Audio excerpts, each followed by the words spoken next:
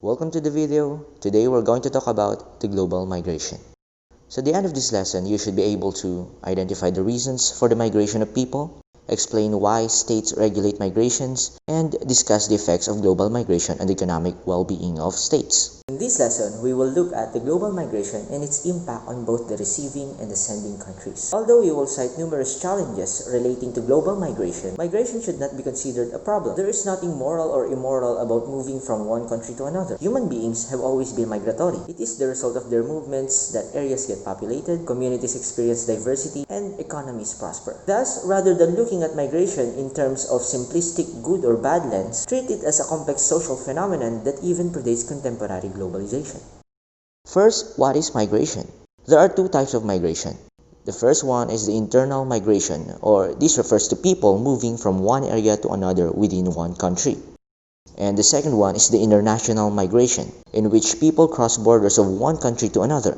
International migration can be further broken down into 5 groups. First are those who move permanently to another country, or these what we call immigrants. The second refers to workers who stay in another country for a fixed period, at least 6 months in a year. Illegal migrants comprise the third group, while the fourth are migrants whose families have petitioned them to move to the destination country. The fifth group are refugees, or they are also known as the asylum seekers. Example of this are those unable or unwilling to return because of a well-founded fear of persecution on account of race, religion, nationality, membership in a particular social group, or political opinion. For a better understanding, the migrants come now with different criterion. So Stephen Castles provided the different criterion. So the first one is temporary labor migrants. From the word temporary, they are popularly known as overseas contract workers who migrate for a limited period in order to work and send remittances to their families left at home. Yung mga OFW natin, overseas Filipino workers. Pangalawa, we have highly skilled and business migrants. They are the people with special skills and qualification who seek employment through international labor markets for scarce skills. Third, irregular migrants, or also known as undocumented or illegal migrants. They are people who enter a country usually in search of employment without the necessary documents and permits. The fourth one are the refugees, or these are the people residing outside their country of nationality, who is unable or unwilling to return because of a well-founded fear of persecution on account of race, religion, nationality, membership in a particular social group or political opinion. Fifth, the asylum seekers. Next one is the forced migration. This includes not only refugees and asylum seekers but also people forced to move by environmental catastrophes or development projects. The next one are the family members, also known as family reunion or family reunification migrants. Ito yung mga na-petition. This migration is to join people who have already entered an immigration country under one of the above categories. The last one are the return migrants, from the word return. Okay, these are the people who return to their countries of origin after a period in another country. The migrant influx or the arrival of large number of people has led to a debate in destination countries over the issue of whether migrants are assets or liabilities to national development. Anti-immigrant groups and nationalists argue that governments must control legal immigration and put a stop to illegal entry of foreigners. All migrants from other European countries have come to Germany because of the welfare benefits. We fear that in 10 years, if the country continues like this, it won't exist anymore. Many of these anti-immigrant groups are gaining influence through political leaders who share their beliefs. Examples include the United States former President Donald Trump and United Kingdom Prime Minister Theresa May, who have been reversing the existing pro-immigration and refugee sympathetic policies of their states. If you can recall, Trump attempted to ban travel into the United States of people from majority Muslim countries, even those with proper documentation. He also continues to speak about his election promise of building a wall between the United States and Mexico. Donald J. Trump is calling for a total and complete shutdown of Muslims entering the United States until our country's representatives can figure out what the hell is going on.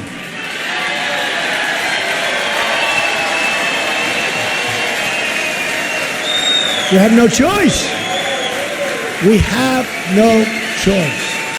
Well, the wisdom of these government actions has been consistently belied or disproved by the data. 2011 Harvard Business School survey on the impact of immigration concluded that the likelihood and magnitude of adverse labor market effects for native from immigration are substantially weaker than often perceived. The fiscal impact of immigration on social welfare was noted to be very small. Furthermore, the 2013 report on government welfare spending by Organization for Economic Cooperation and Development, or the OECD, clearly shows that native-born citizens still receive higher support compared to immigrants. Let's take a look at first the advantage of migration in a particular country, both in the receiving and sending country. So first, remittances. It was previously mentioned in the temporary labor migrants. So our OFW migrate for a limited period in order to work and send remittances to their families left at home.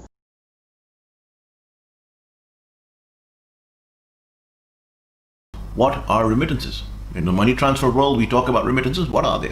But remittance is a term that was actually invented by the World Bank. And remittance basically means someone who, an expat worker, someone who is living in one country, moves to another country, works there, and sends money back home for purposes of family maintenance.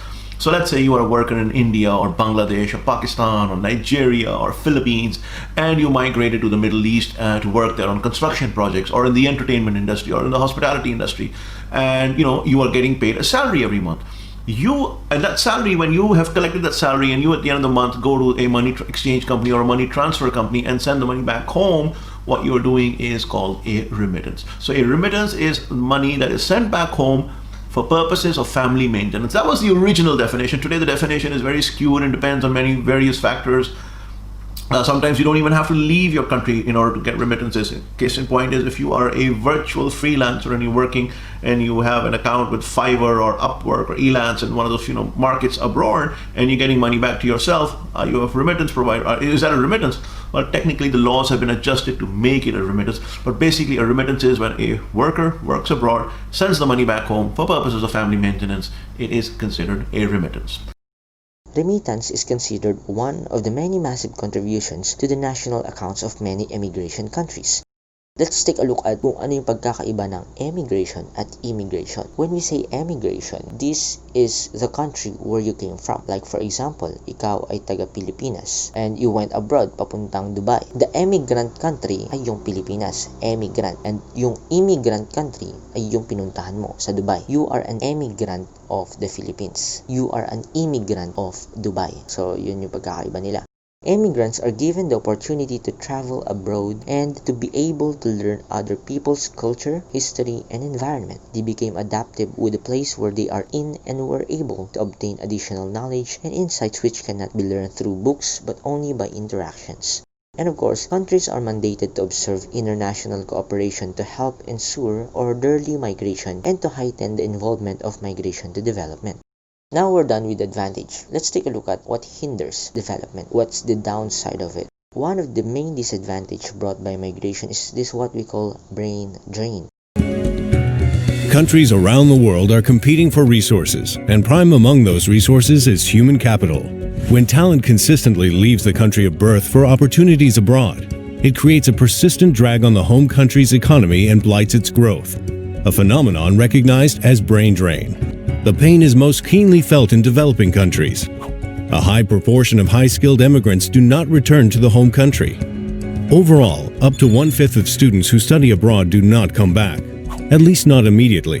And there is evidence that those who go for their master's and PhD are least likely to return. Due to brain drain, talent becomes scarce, more expensive, and hard to retain. And companies begin chasing few qualified individuals, triggering the cost of talent to become exorbitantly high. One temptation in handling the immigration of those educated out of the country might be to pull back on education initiatives, which could have negative side effects. Migration has been one of the major contributors to the development of the most talent-ready countries such as Singapore, Switzerland, and Canada. Also, the possibility of earning higher income encourages people to take education more seriously and to aspire for higher education. Furthermore, immigration of those who enter the talent pool has been found to stimulate the development of human capital. And if they do return home, they bring back useful skills and professional networks back with them. On top of the issue of brain drain, sending states must likewise protect migrant workers. The United States Federal Bureau of Investigation lists human trafficking as the third largest criminal activity worldwide. In 2012, the International Labor Organization or ILO identified 21 million men, women, and children as victims of forced labor, an appalling 3 out of every 1,000 persons worldwide. Human trafficking has been very profitable, earning syndicates, smugglers, and corrupt state officials profits of high as $150 billion a year in 2014. Governments, the private sector, and civil society groups have worked together to combat human trafficking, yet the results remain uneven. So in conclusion, global migration entails the globalization of people, and like the broader globalization process, it is uneven. Some migrants experience their movement as a liberating process. A highly educated professional may find moving to another country financially rewarding. On the other hand, a victim of sex trafficking may view the process of migration as dislocating and disempowering. And there you have it, the global migration. If there are some errors or lapses that you would like to correct, please let me know in the comment section below. I am open for any correction. And if there are some things that you would want me to clarify, just let me know. I cannot provide you the full content of what is global migration, so please do your own research about this topic. So that's it. Have a great day. Bye.